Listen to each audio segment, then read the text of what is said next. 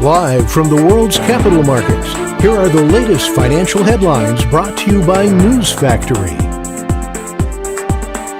Hello and welcome to Friday's Daily Financial Report. The dollar-yen pair made a minor upwards correction in the last session, rising 0.1%. The Williams indicator indicates an overbought market. The Bitcoin-dollar pair corrected downwards in the last session, falling 0.2%. The Williams indicator is giving a negative signal. The gold-dollar pair skyrocketed 1.5% in the last session. According to the Ultimate Oscillator, we are in an overbought market. The last session saw the oil drop 0.8% against the dollar. The RSI is giving a negative signal. And now let's hear what our chief analyst picked up for us today.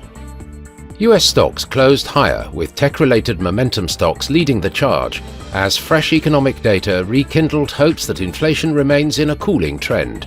Investors now switch their focus to first quarter earnings season. Ether had been rallying since the beginning of the new year, but began tapering off in mid-March. The altcoin has trailed Bitcoin since January the 1st, gaining roughly 48%, compared to BTC's 57% in their respective USD pairs year to date. Gold prices edged higher, recouping losses from the previous session, as geopolitical tensions bolstered demand for the safe haven metal.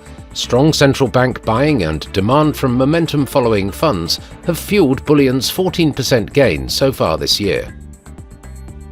Those were today's major economic events, and now moving on to world financial headlines.